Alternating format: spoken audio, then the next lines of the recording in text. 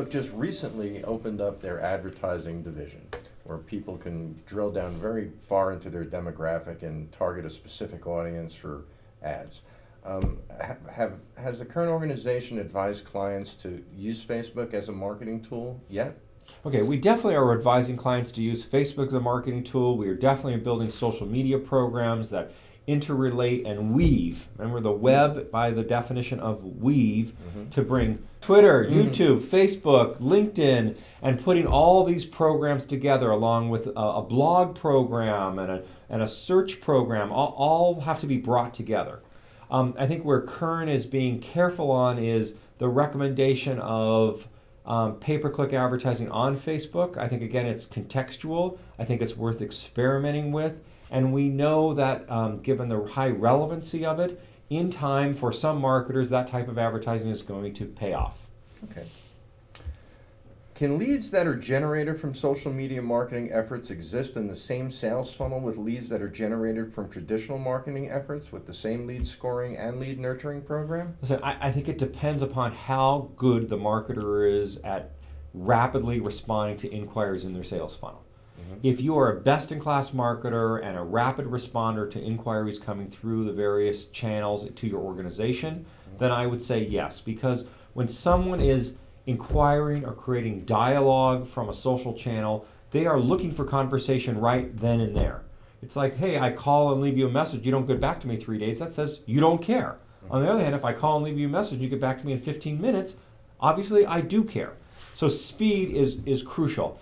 If you have a lead management system or process that is not rapid, then and you're trying to use social media to create engagement and inquiries for lead generation, let's say, then you must have a process that alerts you to the dialogue that's happening, that facilitates distribution of that name, and allows someone to create instant dialogue and communication.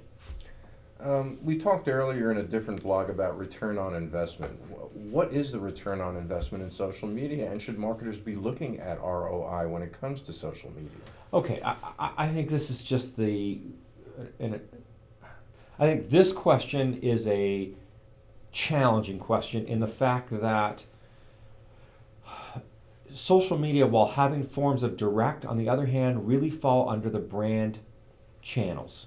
And therefore, you ask yourself, well, what is my return on investment of branding? Well, it's a very hard measurement to have happen. So I think you say to yourself is, I have to use social media because if I'm not, then I'm not allowing my consumers and my customers to communicate with me. Is it a high ROI activity? Well, that really depends upon what its usage is. So still, I haven't seen clarity of measuring of social media. I think it falls under the brand channel and therefore shouldn't be held to the same standards of measurement of a direct channel.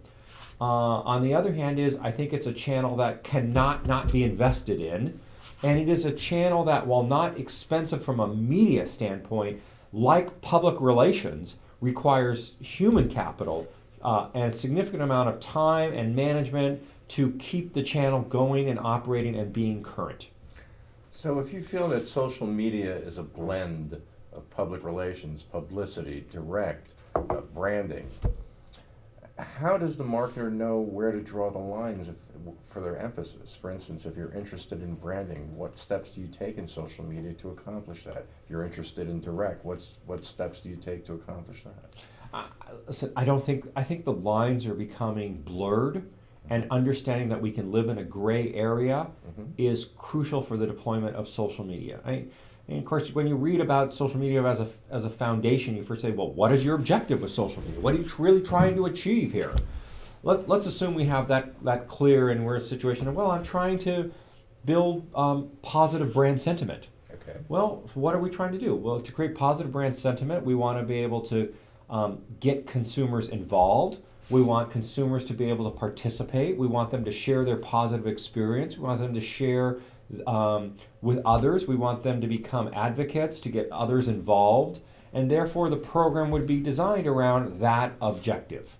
If the objective is, you know what, I want to try to generate leads, I want to create dialogue about a new technology, Well, then I might start to use Twitter about some new content that's being produced. I might have people talk about the value they had from this content. That Twitter tiny URL might link to a landing page that pre-sells what the content is, but you can't get the content without filling out the registration page. And now we have lead generation that's been directly result from a social channel.